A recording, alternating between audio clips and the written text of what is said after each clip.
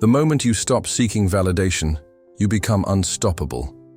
This is the law written in the bones of every Sigma female, the woman who moves through life like a storm wrapped in silence, her power not in the thunder but in the atmospheric pressure change that makes migraines bloom behind the eyes of those who try to categorize her.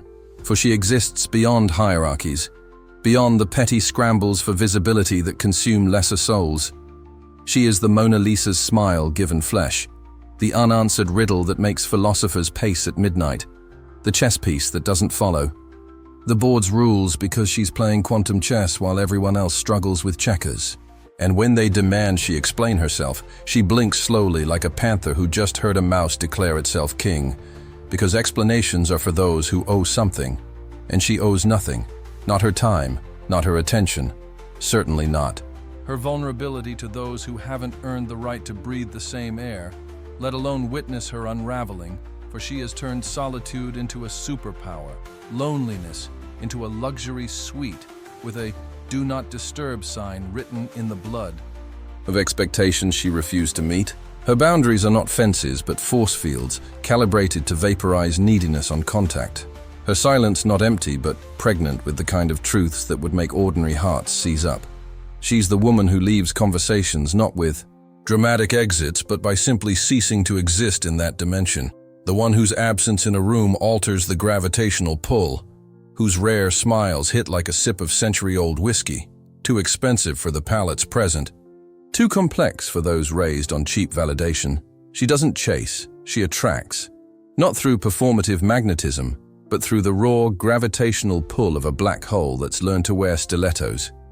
She's the final girl in every horror movie of social expectation, the one who doesn't trip when chased, doesn't scream for help, just picks up the machete and walks toward the danger, smiling because the real monster wasn't in the dark. It was the script she refused to follow, the lies she wouldn't swallow, the cage she melted down to forge her own keys. And when they call her cold, she lets the accusation hang in the air like an icicle waiting to impale the next fool who mistakes restraint for weakness, because she knows the secret.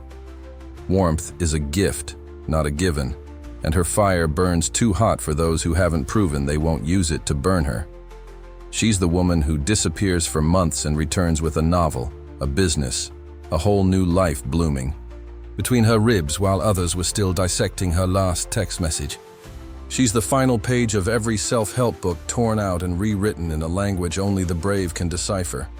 The punchline to a joke the universe tells at the expense of those who think power must be loud to be real.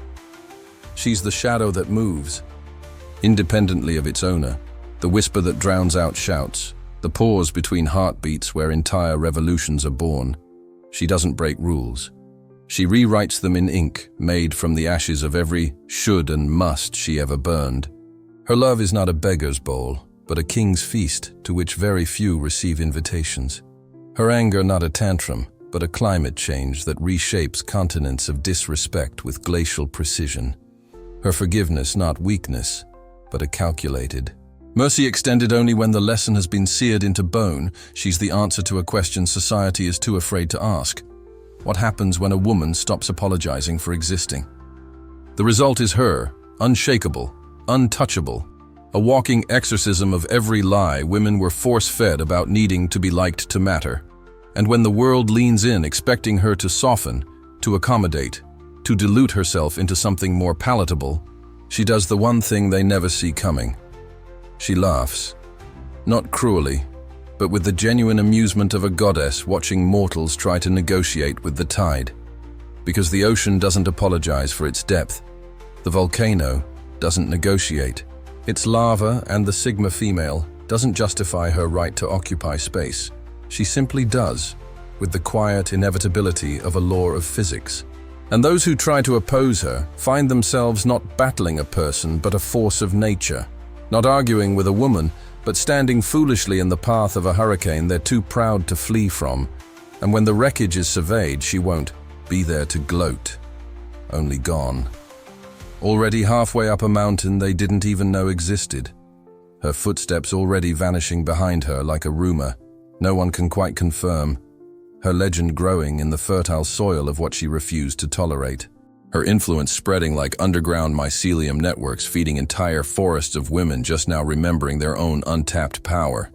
And this is how change really happens, not through petitions and picket signs, but through the quiet revolution of a woman who looked at every rule meant to break her and built a throne from the rubble. Like Cleopatra negotiating with Rome, her pauses were concessions they never received. Each silence a calculated retreat that advanced her empire, while Mark Antony drowned in his own theatrics. Her boundaries not walls but drawbridges raised. At will, like the fortifications of Constantinople that repelled empires through sheer architectural genius.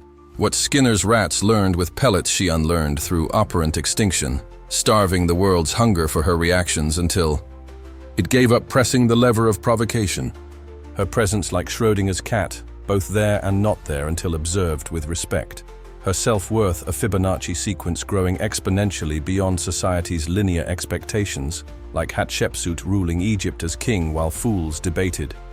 Her right to the throne, her emotional regulation mirroring the Stoics' dichotomy of control, investing only in what her will could govern. Her social interactions following Sun Tzu's rule. Appear weak when strong and strong when weak. Her detachment, a psychological immune system rejecting the viral need to be needed, like Artemis, roaming untouched through forests where lesser goddesses begged for attention.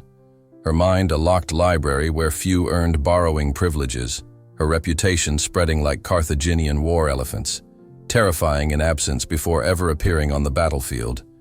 What Pavlov proved with bells, she disproved by conditioning the world to expect nothing. Her loyalty like the samurai's code, given once but severed without ceremony when betrayed. Her solitude, Tesla's laboratory where alternating currents of thought-powered revolutions, like Catherine the Great expanding borders while courtiers gossiped about her lovers. Her boundaries modeled after the Great Wall, not to imprison herself, but to filter barbarians from worthy emissaries. Her emotional responses following the James Lang theory in reverse, first choosing calm, then feeling it, her social currency. Backed by the gold standard of authenticity in an era of fiat relationships like Boudica harnessing rage into strategy rather than tantrums. Her anger a dormant volcano enriching the soil but obliterating those who mistook patience for passivity. Her intuition a quantum computer processing micro-expressions and tonal shifts at Planck-scale sensitivity. What Ash's conformity experiments revealed about peer pressure she weaponized into social anti-gravity, like Nefertiti's bust surviving. Millennia while her detractors turned to dust, her legacy carved in the bedrock of unbothered persistence, her silence echoing the Zen koan that breaks disciples' minds before rebuilding them wiser, her exits staged like Banksy paintings, vanishing, before the crowd realizes the masterpiece was never theirs to keep. Like Joan of Arc, hearing voices the world called madness until they led armies to victory. Her instincts a neural network trained on red flags others dismiss as glitches. What Milgram's obedience studies taught about authority she subverted through radical self-governance. Her personal space modeled after Viking wards, cross uninvited and face consequences sharper than Ulfbert's steel. Like Frida Kahlo transforming pain into pigment, while lesser artists begged for inspiration. Her suffering alchemized into armor plating her softest parts. Her discernment following the Pareto principle, 80% of results from 20% of connections. What the Dunning-Kruger effect exposes about fools she exploits by letting them drown in their own certainty. Like Wu Zetian ascending from concubine to emperor, while men debated women's capabilities. Her ambition, a cloaked starship bypassing glass ceilings at warp speed. Her boundaries operating like the immune system's MHC complex, recognizing self from non-self with molecular precision.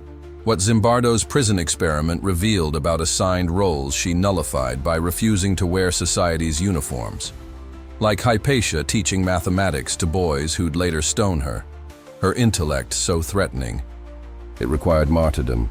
Her knowledge, a Matryoshka doll revealing deeper layers, only to those willing to sit with the discomfort of their own ignorance. Her social interactions following game theory's tit for tat with a twist. She never plays the first move, like Murasaki. Shikibu writing the world's first novel while court ladies embroidered handkerchiefs. Her creativity, a black hole pulling in light, but emitting none until the work is perfected. What the Stanford marshmallow experiment proved about delayed gratification, she elevated into an art form. Her patience, a sniper's breath between heartbeats. Like Tomo Gozen beheading enemies while preserving the poetry in her soul. Her duality, a quantum superposition of tenderness and lethality. But here's the dangerous truth they don't want you to know. Every woman has a sigma inside her. The question is, have you been feeding yours or starving her? Have you been apologizing for your strength or weaponizing it? This isn't about becoming heartless. It's about becoming bulletproof. So tell me in the comments, which sigma trait are you unlocking this week? The unshakable boundaries, the art of walking away, or maybe the courage to stop explaining yourself? Hit like if you're done begging for permission to exist. Subscribe if you're ready to go from overlooked to unstoppable. And remember, the most dangerous woman in any room isn't the one screaming. It's the one so at peace with her power she doesn't need to.